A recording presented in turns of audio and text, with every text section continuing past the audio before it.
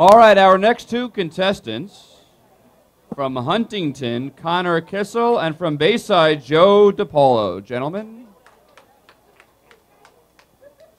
Trace, you want to start?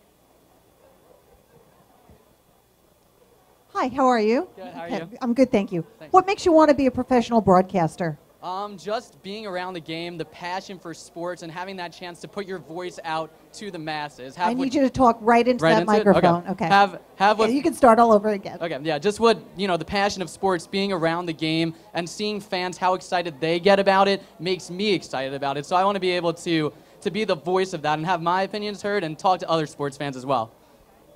Well, I mean, I have a real appreciation for not just, I obviously have a huge passion for sports, that's why I'm here, but also an appreciation for the medium at large. I just grew up listening to radio of all genres, Mike and Chris, of course, and all the fan hosts, Beningo and the overnights, and,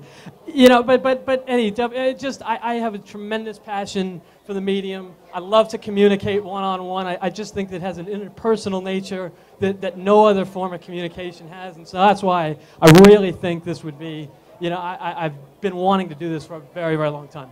All right, I'm going to ask both of you. First, Connor. Okay. Yeah. You're going to tell me why Barry Bonds should be in the Hall of Fame. Okay. And you're going to give me why Roger Clemens should be in the Hall of Fame. All right? Go. Okay. Barry Bonds has the all-time home run record. He's one of the greatest guys to play the game. Before steroids, he was still a great player, and you can't ignore what he was to the game. You can't ignore the records. I mean, you can put asterisks next to things, but you can't keep these players out of the Hall of Fame forever because, frankly, we don't know everyone and anyone that was on steroids. You can't just make a broad generalization like that. So Bonds is someone who was an ambassador of the game for a while when he chased that pursuit.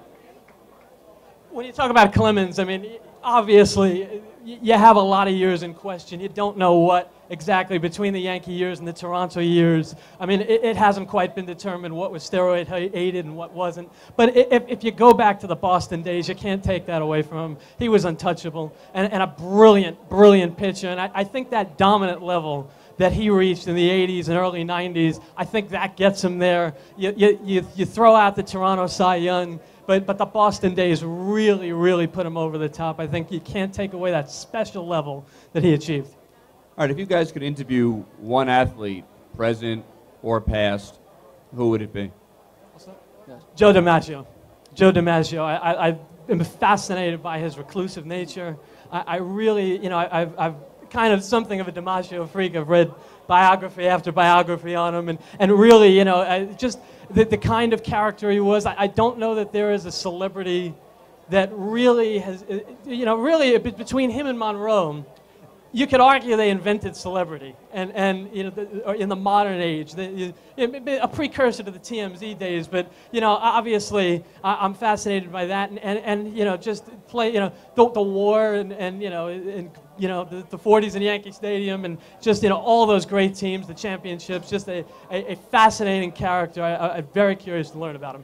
Okay, and you, Connor? I want to interview Shaquille O'Neal. I think he is one of the most fascinating athletes in sports. I mean, he'd just be fun to hang out with, I think, first of all, but I'd really want to know the scoop, or what off the record he could tell me about what went on with Kobe and Phil and all that mess and muck and mire there. And I also like following him on Twitter, and he's funny, and he had that Shaq Versus show. I mean, I think it'd be fun to interview and find out what it's like to be a champion and what really went on with him and Kobe. I'd be interested to find that out.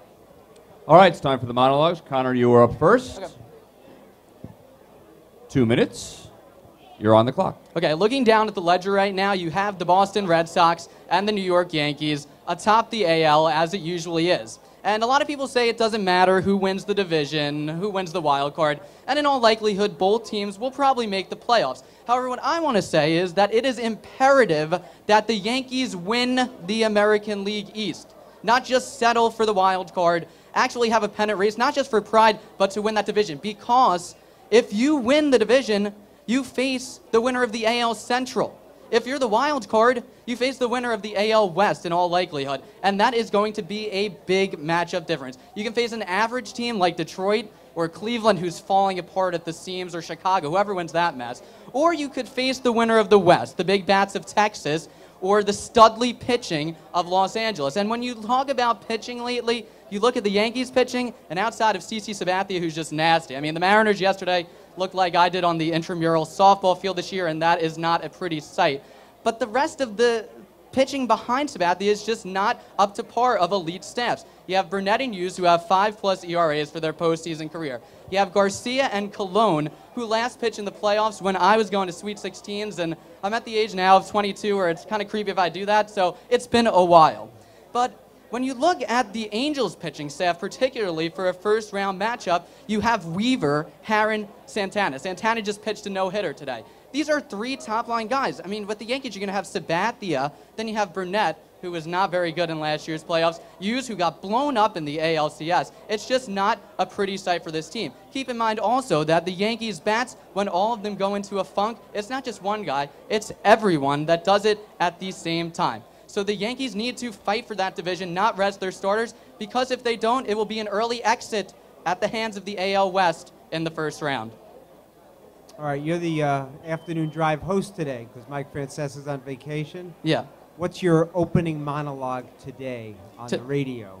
Today? Yep. I talk about the Santonio Holmes signing. I definitely have to. I mean, it's the biggest news of the day. Big signing for the Jets. This is a guy that they need to bring in. Had to be the #1 target. And I talk about if it comes down to him or Braylon Edwards, I would have picked Santonio. So I think this is a genius move by Tannenbaum. His contract is excellent. It's not a big cap hit in the first year. It's going to be on later. So I would talk about that today. Back to the Yankees and Red Sox. So we head into the trading deadline, obviously a couple of days away. If you're the GM of both the Yankees and the Red Sox, what are you doing to assure yourselves that you're going to win that AL East? I mean, it's hard right now with the options that are available. I think for the Yankees, you want a frontline starter, but the options just aren't there. I don't think Ubaldo Jimenez is getting traded unless you pay a king's ransom. And I mean, what they want from the Reds is just an absurd amount. So if they want the same for the Yankees are an old team. They can't be trading away prospects like this anymore. And if I'm the Red Sox, I think you also need to look at pitching as well. They've had a lot of injuries to that staff, and I think pitching wins the World Series. Look at last year. The Giants did not have a great lineup, but they had that top-line staff. So I think whatever kind of pitching you can get for the Red Sox, for the Yankees, maybe a utility guy like Ty Wigginton. That's the only option I could say for them. Does the Jets' off-field antics, especially with their head coach, prove a distraction for the team going forward this season? I don't think it's a distraction. It actually bothers me when people get all hot and bothered about Rex Ryan and all this off-the-field distraction. I don't think it is. I think it's fun. You know, sports are supposed to be fun. And I think it's entertaining. I mean, why not talk a big game? The Jets were a franchise that were mired in, you know, mediocrity, and they talked before about the Giants being the most relevant team. They're not anymore. The Jets are now the most relevant team. They're the best team in New York, and I think that the off-the-field things are not a big deal. I like that Rex guarantees a Super Bowl. I like it. All right, Connor, thank you very much. Thank you. Joe, you've got 2 minutes on the clock. Let's hear from you. Well, thank you. And I just want to quickly put a postscript on the NFL lockout. You know, I mean, they were all up there, the players, the owners, Goodell the other day up on that podium, all smiles. You know, and really, you know, they had just divided a kingdom, $9 billion worth, $9 billion a year.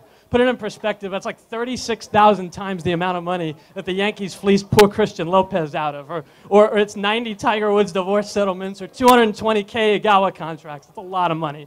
And John Mara has the nerve to walk up to the podium after dividing all that money, and he has the nerve to look into the camera and say, we feel we made a good deal that's to the benefit of the fans. We believe that this deal's in the best interest of the fans. Well, here's the problem with that, okay? Nobody asked us. Nobody gave us a vote. And it's a good thing for John Mara if they didn't, because if they did, he wouldn't have liked what we had to say, period. I mean, this is the same John Mara who flat out betrayed his father's legacy with that ridiculous PSL scheme of his, drove thousands of fans out of their seats, longtime Giants ticket holders, suffered with him through good and bad, and they were driven out of their seats. Just a terrible, the wrong man to be speaking for the owners. But he's not the only one. And that's not the only maneuver. Between the PSLs and the late winter kickoffs in the Northeast in the evening and the frigid temperatures and all these things, these machinations, just a terrible, all of these owners, the NFL just repeatedly finds ways to stick it to their fans. They do.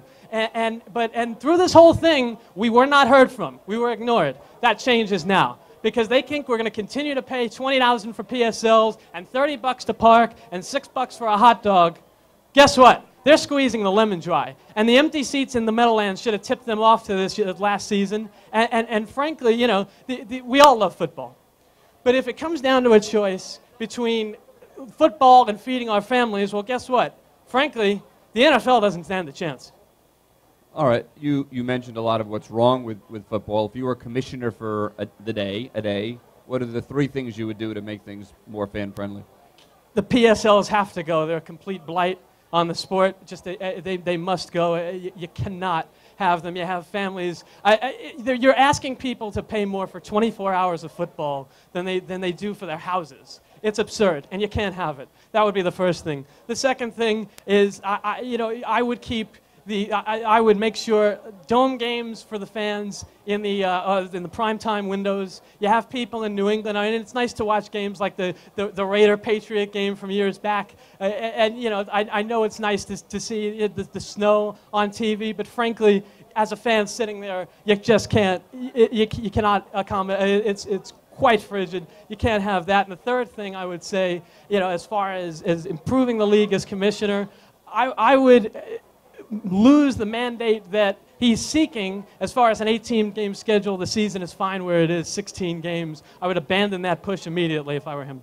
And a postscript to the postscript. So fans continue to go to the games, right? They do. Baseball, football. So how are you really going to fix that? How is that ever really going to get fixed? Well, I mean, you cannot deny there were a few empty seats for both the Giants and the Jets this season. Fair weather fans, people keep going to the games when their team plays well. I understand that. I just think the economy is getting to a point, frankly, where they won't have a choice. I mean, there is, but since you speak of, I understand your point. We're fans. I'm a fan. I'm as big a fan as anybody. I really am. So I understand the sentiment. I was there for a Giant game last season. I plunked down. Everything that I just said I wouldn't do, I did do. So I understand the mindset.